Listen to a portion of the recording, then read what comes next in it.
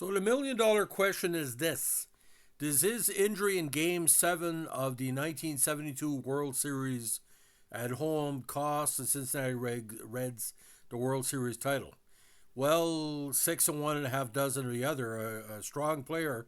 It's unfortunate that his torn hamstring in a key play in center field where he couldn't make the play led to A's pretty well going ahead for good and pretty well unceremoniously got him out of Cincinnati, maybe a lot too early, but also led to Cincinnati rejigging their lineup and getting rid of Hal McRae and a few other people, including Dennis Menke, and allowing them to be the true big red machine by 75. So today we're going to be talking about a very talented and for some very controversial Bobby Tolan. Now, this American former pro baseball center fielder, right fielder, and coach played in MLB for the Cardinals, the Reds, the Padres, the Phillies, and the Pirates. He also played one season in the Nippon Professional Baseball League for the Nankai Hawks. Tolan batted and threw left-handed. Now, he served in the Vietnam War in the 478th Engineer Battalion of the U.S. Army based at Fort Thomas, Kentucky. His unit including several of his teammates, including Johnny Bench, Pete Rose, and Darrell Cheney. Now, Tolan was a reserve outfielder during his years with the Cardinals, with whom he won a World Series title in '67.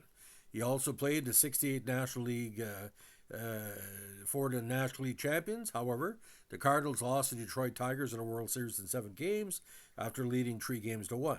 Seeking to boost their offense, the Cardinals traded Tolan and reliever Wayne Granger to Cincinnati for veteran outfielder Vida Pinson. Now, born in L.A. November 10th, 45, he was finally given the opportunity with the Reds to play every day, and Tolan blossomed. As Cincinnati's regular center fielder, offering batting second behind Pete Rose and in front of Alex Johnson in the Reds lineup, Tolan in 1969 hit 305 and established career highs in home runs and runs batted in, 21 and 93 respectively. In this, the first year both leagues were split into 2 divisions. The Reds finished third in the NL West, 4 games behind the division-winning Atlanta Braves. The Big Red Machine, which also featured Hall of Famers Johnny Bench and Tony Perez, and would later feature a third, Joe Morgan, was just beginning to take shape. In 1970, Tolan batted a career-high 316 with 16 home runs and 80 RBIs, and led the NL in stolen bases with 57. The only time former Cardinal teammate Lou Brock did not lead the NL in steals between 66 and 74 for a Reds team that won the National League West title for the first postseason berth since 61. The Reds swept the Pirates in the LCS in 3 games. In the second game, Tolan scored all 3 runs in a 3-1 victory, including hitting a 5th-inning home run off starter Luke Walker. However, the Orioles defeated the Reds in the World Series in 5 games. Tolan went 4 for 19 in the series, including a home run off Mike Cuellar in Game 2. Now, many years ago, I talked to Bernie Carbo during a kind of a religious tour of New Brunswick as part of his evangelism work. He said Tolan, pound for pound, was probably one of the best players he ever played with, noting that his speed and defense were tremendous. Now, Tolan missed the 71 season after rupturing his Achilles tendon playing basketball, which violated a specific clause in his contract, barring him from that activity. He came back in 72, winning both the Comeback Player of the Year and the Hutch Award, after batting .283 with 82 RBIs and 42 stolen bases. Tolan became only the second player to win both the Hutch Award and his league Comeback Player of the Year award. Tony Cagliero was the first, and the first to do so during the same season.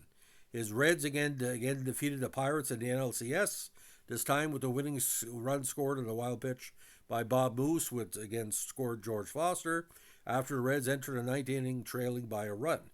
And of course, this was their second pennant in 3 years. However, they were defeated by the Oakland Athletics in the World Series in 7 games. 2 Tolan miscues contributed to Game 7 loss. In the first, his 3-base error on a misplayed ball hit by Angel Manuel led to Oakland's first run. Now in the 6th, Tolan looked like he had a bead on a double to the base of the center field wall by Sal Bando, but the ball fell for a hit. Tolan said his hamstring tightened, which inhibited his ability to make that play. And if you look at the video, he's grabbing, the hamstring. After the 3-2 loss to Oakland, Tolan apologized to his teammates in the locker room. So I don't really blame him for the loss because you're only scoring 2 runs, you can't beat anybody, but, he was the GOAT. By the way, the GOAT, as it's properly used in sports, is someone who's the cause of a loss. He was not the GOAT in the game, but it was a GOAT-like incident where some fans do blame him for losing that game.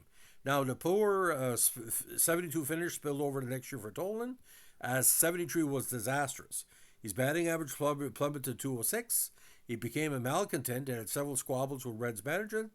Was still unhappy with his 1971 basketball injury, and some people felt the lack of recovery he should have went through led to the incident in Game 7 where, that the Bando strike couldn't be caught. Tolan also went AWOL for 2 days in August and broke team rules by growing a beard. He had a very specific appearance rule for the Reds. On September 27, the team suspended Tolan for the remainder of the season.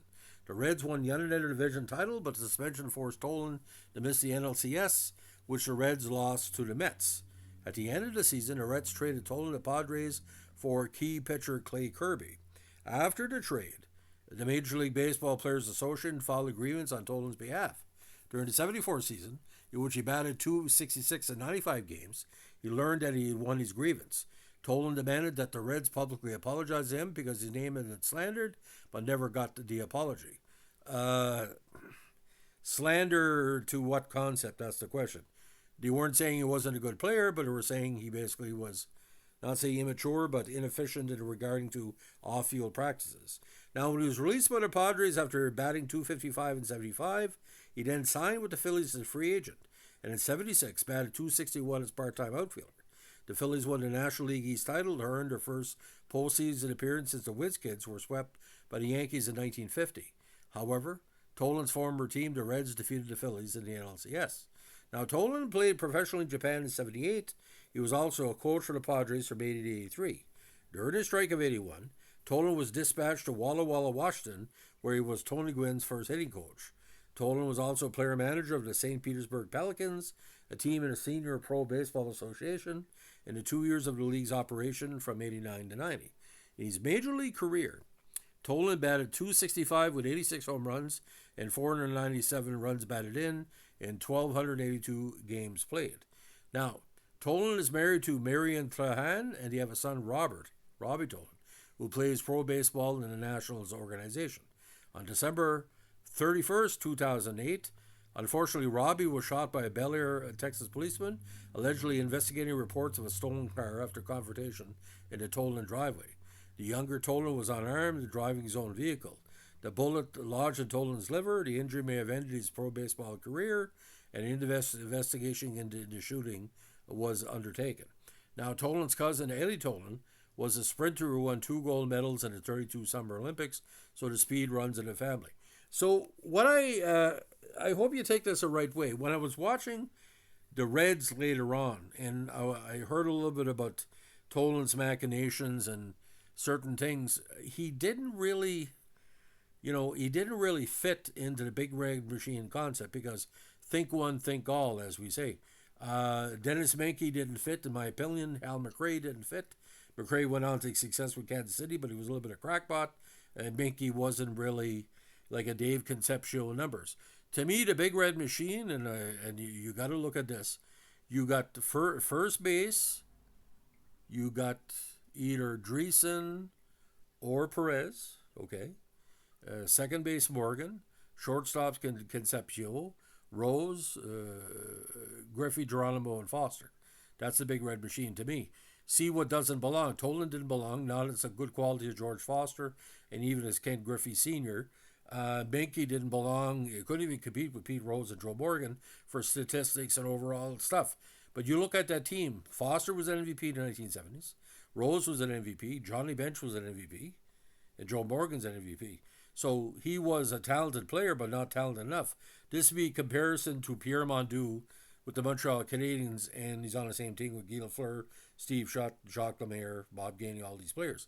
A good third liner. And Tolan, again, 20 home runs, 80 RBIs, 30 stolen bases. To a certain extent, statistics were good, but not enough to keep him there. And I think the Reds did well when he was there. But like I said, I don't think the motivation was there for him to really buy into the system because he was sort of a malcontent to for what I've seen by certain writers in Cincinnati saying he was not saying unhappy being there, but he didn't really take direction well. In Cincinnati, it was a clean cut team. I don't think Reggie Jackson would have worked in Cincinnati as well. And Tolan had that kind of, he had an ego too. I know that because I seen him interviewed, in Montreal Expo games, and he said something like the fact, I think I'm one of the better players in the National League. Well, he was even one of the best players on his own team. Like, if anything, he was a top 40 player maybe for a while, but that's about it. But like I said, I still see that hamstring injury, and I read up some stuff. I was only friggin', 7 years old in 1972, and I had to do some research, and you could do that back in the day, where you could, get old Sports Illustrateds or, microfiche, and I found out he had an hamstring injury before, and I'm saying to myself, why were you playing this guy in center field when he had like a hamstring problem? Because back in the day, it's not like the modern medical where it takes 6 months to recover. Back then, it could be a year to 2 years. Anyway, did you lose Game 7 because of him? Let the baseball gods decide. I'm a hockey god. I know what doesn't work in hockey. Baseball is not for me to say. So, ladies and gentlemen, if you like what you're doing here, we're a Cincinnati Red podcast. Let us know with a like, comment, subscribe. And I know Bobby Tolan has his fans, and I know there are numerous, but like I said, to me, it didn't fit. That's just me. But like I said, I grew up watching the Big Red Machine. Didn't work with Bernie Carbo in 1970. Didn't work with Menke. Didn't work with Tolan.